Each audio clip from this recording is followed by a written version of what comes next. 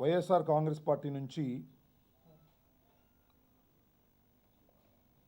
గత కొంతకాలం నుంచి సుమారుగా ఒక 20 మంది ఎమ్మెల్యేలు వైఎస్ఆర్ కాంగ్రెస్ పార్టీలో గెలిచి తెలుగుదేశం పార్టీలో చేరారు అని అనడం కన్నా తెలుగుదేశం పార్టీ వారిని వివిధ రేట్లకు కొన్నది అని చెప్పడం సమంజసంగా ఉంటుంది. సరే, చంద్రబాబు నాయుడు గారు అవినీతి సొమ్ము సంపాదించారు, రేటు కట్టి వైఎస్ఆర్ కాంగ్రెస్ పార్టీ ఫ్యాను గుర్తు మీద గెలిచినటువంటి శాసనసభ్యుల్ని బేరాలాడి ఒక్కొక్కరికి ఒక్కో రేట్లు ఇచ్చి కొని వారి పార్టీలోకి తీసుకున్నారు. ఇలా ఆ పార్టీలోకి వెళ్ళిన వాళ్ళు ఏదో చంద్రబాబు నాయుడు గారు లబ్ధి చేకూర్చాడు కాబట్టి ఆయన వెంట ఉండటం ఒకటైతే, రెండో అంశం అక్కడికి వెళ్ళి మీసాలు మీద పెడుతున్నారు, సవాళ్ళు విసురుతున్నారు, మీ పార్టీ మూసేసుకుంటారా అని మాట్లాడుతున్నారు. నాకు తెలియకడుగుతా, అసలు ఏమిటి మీరు చేసే పద్ధతి ఏమిటి? మీరు ఏ పార్టీ తరపున గెలిచారు? ఏ గుర్తు మీద గెలిచారు? ఎవరి ఓటుతో గెలిచారు? ఎవరి నోటుతో గెలిచారు? ఎవరి జెండాతో గెలిచారు? ఎవరి ఫోటో పెట్టుకు గెలిచారు? ఇప్పుడు ఎక్కడున్నారు? మీ వెనకాల ఏ పార్టీ జెండా ఉంది? మీరు మాట్లాడే మాటలేమిటి? ఒకసారి మీ ఆత్మను మీరు ప్రశ్నించుకోండి, లేదా ఒకసారి అద్దంలో మీ ముఖాన్ని చూసుకోండి. సిగ్గు ఎగ్గు లేకోకుండా, నీతి నియమం లేకోకుండా, నైతిక విలువలు లేకోకుండా చట్టాలని ఉల్లంఘిస్తూ బహిరంగంగా తొడలు కొట్టి సవాలు చేస్తున్నారు. కొందరైతే మేము అమ్ముడు పోయామా, మాకు డబ్బులు ఎక్కడ, మాకు లేవా? మా తాతలు కూడా డబ్బులు సంపాదించారు, మా నాన్నలు డబ్బులు సంపాదించారు, మేము బాగా కోటీశ్వరులవి, మా తాతలు నేతులు తాగారు, మా మూతులు వాసన చూడండి అంటున్నారు. మీ తాతలు నేతులు తాగారేమో మాకు తెలియదు, మీ మూతులు మాత్రం నేతు వాసన కొట్టడం వల్ల గబ్బు కుడుతున్నాయనే వాస్తవాన్ని మీరు గమనించండి. కోట్ల రూపాయలకు ఆశపడి, మంత్రి పదవులకు ఆశపడి ఒక పార్టీలో గెలిచి మరో పార్టీకి వెళ్ళి సవాళ్ళు పిచ్చి తొడలు కొట్టి పార్టీలు మూసేసుకుంటారా అనే కంఠం పెంచినంత మాత్రాన మీది న్యాయం, మాది అధర్మం అయిపోదు. మీరు చేస్తున్నది పచ్చి దగ, పచ్చి రాజకీయ వ్యభిచారం మీరు చేస్తున్నారు. ఈ దేశంలో చట్టాలు ఉన్నాయి, పెళ్లి చేసుకోవచ్చు. ఎవరైనా పెళ్లి చేసుకొని ఒక స్పౌజ్కి విడాకులు ఇవ్వకోకుండానే మరొక పెళ్లి చేసుకుంటే ఏమంటారు? చట్టం ఒప్పుకుంటుందా? అలాగే ఈ పార్టీలో గెలిచి మరో పార్టీకి వెళ్ళే ముందు ఈ పార్టీకి రాజీనామా చేసి వెళ్ళాలి అని చట్టం చెబుతుంటే, యాంటీ డిఫెక్షన్ లా చెబుతుంటే అది మీకే వినిపించదు. అటెళ్ళి మేము రాజీనామా చేస్తాం, మీ పార్టీ మూసేసుకుంటారా? నేను ఒకటే చెప్తున్నా, 67 మంది శాసనసభ్యుల్లో 20 మంది వెళ్ళినా కూడా వైఎస్ఆర్ కాంగ్రెస్ పార్టీ ఏమీ కంగారు పడలేదు, వన్య కూడా ఏమీ తగ్గలేదు, మరింతగా పెరుగుతున్నదనే వాస్తవాన్ని గమనించలేకపోతున్నారు. మీరు మీ స్వార్థం కోసం, మీ రాజకీయం కోసం, డబ్బుల కోసం, పదవుల కోసం అమ్ముడుపోయిన మీరు జగన్మోహన్ రెడ్డి గారి గురించి విమర్శిస్తారు. జగన్మోహన్ రెడ్డి గారు మనుషులు ఎవరి మాట వినరట, ఆయన గురించి అవాకులు చవాకులు పేలుతున్నారు, ఆయన ఆస్తుల గురించి మాట్లాడుతున్నారు. ఇలా నీచంగా అమ్ముడుపోయేటటువంటి సంస్కృతి జగన్మోహన్ రెడ్డి గారికి కానీ వారి కుటుంబానికి లేదని మనం చేస్తున్నా. ఈ రాష్ట్రంలో నీతిగా నిజాయితీగా ఉండే క్రమంలో అన్నమాట నిలబెట్టుకోవడం కోసం పదవులు వదులుకొని వచ్చి మళ్ళా పోటీ చేశారని కూడా మీ అందరికీ తెలుసు. అప్పుడు శభాషాన్ని కొట్టి ఆయన చుట్టూరా చేరి ఆయన వెంటనే తిరిగి సీట్లు సంపాదించి గెలుపొంది అధికారంలోకి రాపోయేసరికి అవతలేదో జరిగిపోతుందని మట్టెమ్ముకోవచ్చనో, ఇసుకమ్ముకోవచ్చనో, రోడ్డుల్లో కమిషన్ కాజేయవచ్చునని ఆశపడి వెళ్ళిన మీకు నైతిక విలువలు ఏం తెలిసి ఉంటున్నా? మీరా జగన్మోహన్ రెడ్డి గారి గురించి, వైఎస్ఆర్ కాంగ్రెస్ పార్టీ గురించి మాట్లాడేది? నేను ఒకటి మనవి చేస్తున్నా, శోభా నాగిరెడ్డి గారు పాపం లేరు, ఆమె ఏ పార్టీలో గెలిచిందండి? ఇంతకుముందు పీఆర్పీలో గెలిచింది. పీఆర్పీలో గెలిస్తే పీఆర్పీని కాంగ్రెస్లో విలీనం చేస్తే వైఎస్ఆర్ కాంగ్రెస్ పార్టీలోకి వచ్చింది. ఒక్క శోభా నాగిరెడ్డి గారే కాదు, కాంగ్రెస్ నుంచి వచ్చినటువంటి శాసనసభ్యులు, తెలుగుదేశం పార్టీ నుంచి వచ్చిన శాసనసభ్యులు అందరినీ రాజీనామా చేయించి నిలబెట్టి గెలిపించుకున్నటువంటి చరిత్ర కలిగినటువంటిది వైఎస్ఆర్ కాంగ్రెస్ పార్టీ. ఆ మాత్రం జ్ఞానం లేదా మీకంటున్నా? ఇలాంటి అవాకులు చవాకులు పేలి చాలా గొప్పవాళ్ళమని అనుకుంటే సరిపోయిందా? చంద్రబాబు నాయుడు రాసిచ్చిన స్క్రిప్ట్ చదివేస్తే సరిపోదు. మీ అంతరాత్మను ప్రశ్నించుకోమని మనవి చేస్తున్నా. జగన్మోహన్ రెడ్డి గారి పార్టీని మూసేయాలా? నేను సవాలు చేస్తున్నా.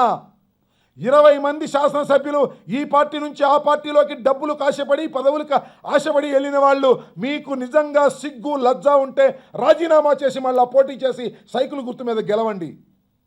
ఇది చట్టం చెబుతుంది, మేం చెబుతుంది కాదు. ఇది చట్టం చెప్పేటటువంటి అంశాలు కూడా పాటించుకోకుండా సవాళ్ళు చేస్తే సరిపోదనేది వాస్తవాన్ని మీరు గమనించండి. ఇలాంటి దౌర్భాగ్యమైనటువంటి చట్టాలను వ్యతిరేకించే కార్యక్రమం చేస్తారా? ఈ దేశంలో చట్టాలని గౌరవించవలసినటువంటి బాధ్యత మీకు లేదా? ఆయన ఎవరో అంటున్నారు నిన్న మొన్న, రాజకీయ వ్యభిచారం. మీరు చేసేది కాదు రాజకీయ వ్యభిచారం. ఇక్కడ పెళ్ళి అక్కడ సంసారమా? పెళ్ళి ఎక్కడో అక్కడ సంసారం ఉండాలా? లేదు పోనీ పెళ్లి చేసుకుంటే ఆ పెళ్లిని పెడాకులు చేసుకుని అవతలకు వెళ్ళండి. పెడాకులు మాత్రం చేసుకోరట, అక్కడికి వెళ్ళి కులుకుతారా? ఏమిటి ధర్మం? మీకు సిగ్గు లేదు. ఈ రాష్ట్రాన్ని పరిపాలిస్తున్నటువంటి ముఖ్యమంత్రికి సిగ్గు లేదు. ఆయన కూడా అంతే, డబ్బులు ఇస్తాడు, తీసుకెళ్ళిపోతాడు. నేను అడుగుతున్నా, నైతిక విలువలు చట్టాలని గౌరవించలేని ముఖ్యమంత్రి, నైతిక విలువలని చట్టాలని గౌరవించలేని శాసనసభ్యులు, మీకు జగన్మోహన్ రెడ్డి గురించి మాట్లాడే హక్కు ఎక్కడున్నది? వైఎస్ఆర్ కాంగ్రెస్ పార్టీ గురించి మాట్లాడే హక్కు మీకు ఎక్కడున్నది? ఒకసారి ఆలోచన చేసుకోండి మాట్లాడే ముందని మనం చేస్తున్నా. ఒకళ్ళు బాగా కోసేస్తున్నారు, కోతలు సొరకాయలు కోసేసినట్టు. డబ్బులా? మేము డబ్బులు ఎక్కడ అంటుకున్నాం? మరి ఎందుకు వెళ్ళారమ్మా? దేనికి వెళ్ళారు? చంద్రబాబు నాయుడు గారు అందం చూసి వెళ్ళారా? లేదా ఆయన పరిపాలన గొప్పతనం చూసి వెళ్ళారా? దేశం అంతా తెలుసు, మీ కుటుంబ సభ్యులకు కూడా తెలుసు మీరు డబ్బులకు వెళ్ళారని. మీ ఊళ్ళో తెలుసు, ఈ రాష్ట్రంలో ప్రతి వాళ్ళకి తెలుసు. డబ్బులు పదవుల కోసం ఆశపడి వెళ్ళినటువంటి మీరు జగన్మోహన్ రెడ్డి గారి గురించి మాట్లాడే నైతిక హక్కు లేదు. సవాలు చేస్తున్నాం, మీ సవాలును స్వీకరిస్తాం. దమ్ముంటే రాజీనామా చేసి గెలవండి. 24 hours టైం ఇస్తున్నా, రాజీనామాలు సబ్మిట్ చేయండి.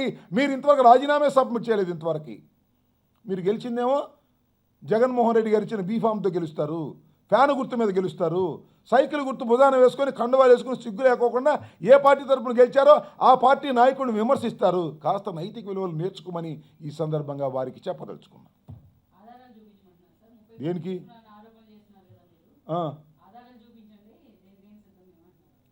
ఆధారాలా?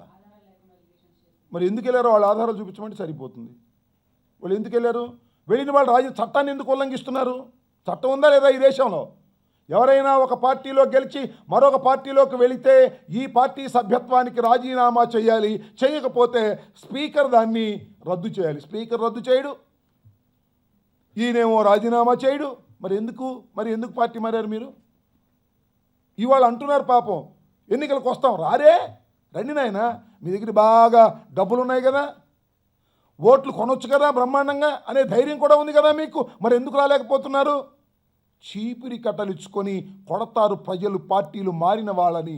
మళ్ళా ఓట్లుకి వెళితే అనేటువంటి భయం తప్ప ఏమైనా ఉందా మీకు? ఆధారాలు చూపించాలి మీరు డబ్బులు తీసుకున్నట్టు. చంద్రబాబు నాయుడు గారు డబ్బులు ఇచ్చే మనిషి కదా పాపం, ఆయన చాలా గొప్పోడు, నీతి నిజాయితీగా ఉన్నాడు. తెలంగాణలో ఒక ఎమ్మెల్సీకి 5 కోట్ల బేరం ఆడాడు. మరి ఇప్పుడు ఎమ్మెల్యేలు మీరు ఆ సొంత రాష్ట్రం, ఆయనకి డబ్బులు లేకుండానే మీరు ఆయన గొప్పతనం చూసి వెళ్ళిపోయారని చెప్పడానికి, మీరు చెబితే నమ్మడానికి ప్రజలు చెవులో పూలు పెట్టుకునేరనే వాస్తవాన్ని కూడా గమనించండి. నేను ఒకటే మనవి చేస్తున్నా, ఒక్కసారి మీ ముఖాన్ని మీరు అద్దంలో చూసుకోండి. మీరు ఏ పార్టీ తరపున గెలిచారో, ఏ గుర్తు మీద గెలిచారో ఒకసారి ఆలోచించుకొని మాట్లాడితే మంచిది. మితిమీరి మాట్లాడకండి. మీరు చేసింది దొంగ పని, మీరు దొంగలు, డబ్బులు తీసుకొని వెళ్ళారు. అది మీ అంతరాత్మకు తెలుసు, చంద్రబాబుకు తెలుసు, రాష్ట్రంలో ప్రజలందరికీ తెలుసు. ఇంకా నిరూపణ కావాలంటే కుదరదు. భూమా నాగిరెడ్డి గారు కానీ, జ్యోతుల నెహ్రూ గారు కానీ, లేకపోతే ఎవరైనా ఈ పార్టీ నుంచి ఆ పార్టీకి వెళ్ళినటువంటి 20 మందిలో ఎవరు సవాలు చేసినా ఇదే సమాధానం. ఊరికి సవాలు చేయటం కాదు ధైర్యం, మీకు పౌరుషం ఉంటే రాజీనామా చేయండి అంటున్నా. మా పార్టీ తరపున గెలిచి ఆ పార్టీలోకి వెళ్ళి ఇంకా సవాళ్ళు ఏంటి? సిగ్గులేక రాజీనామా చేసి సవాల్ చేయండి. బ్రహ్మాండం, ఒప్పుకుంటాం. శభాష్, చాలా గొప్పవారు మీరని ఒప్పుకుంటాం. మీకు నైతిక విలువలు ఉన్నాయని ఒప్పుకుంటాం. రాజకీయం బాగా తెలుసని ఒప్పుకుంటాం, ప్రజలు మన్నన పొందారని ఒప్పుకుంటాం. మా ఓట్లతో గెలుస్తారు, చంద్రబాబు సంకలో దూరి ఎక్కిరిస్తుంటారా? అది సవాల్ అంటారా? సవాలు కాదు నాయన, అది పిరికితనం.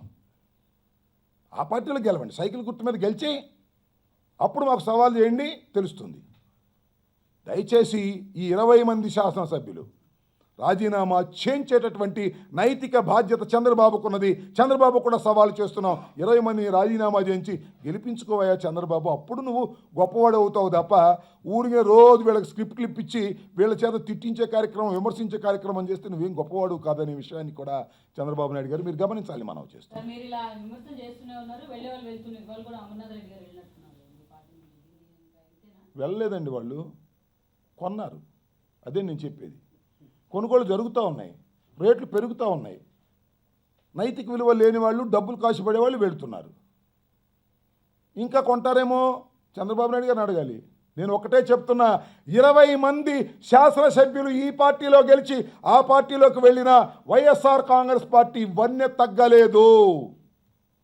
ఇంకా ధీటుగా వైఎస్ఆర్ కాంగ్రెస్ పార్టీ తయారవుతుంది, తెలుగుదేశాన్ని ఎదుర్కొంటుంది. వచ్చే ఎన్నికల్లో తెలుగుదేశాన్ని చిత్తుగా ఓడిస్తుంది.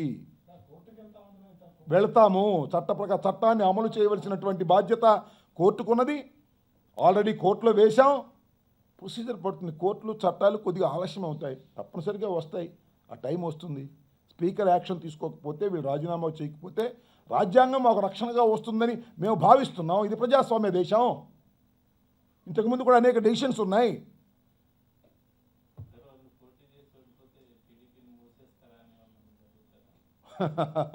పోటీ చేసి ఓడిపోతే టీడీపీని మూసేయాలనేటువంటి జ్ఞానం వాళ్ళకు ఉండాలి కదా. ప్రశ్న వేసినప్పుడు, మా మీద సవాల్ చేసినప్పుడు మరి చంద్రబాబు నాయుడు గారు కూడా వారెవరూ గెలవకపోతే తెలుగుదేశం పార్టీని మూసేసుకోవాలనేది ఆయనకి ఉండాలి కదా. సవాల్ని మనకు వేసే ముందు నీ పేరేమిటి అన్నప్పుడు నా పేరు కూడా ఏంటి చెప్పాలి కదా మీకు.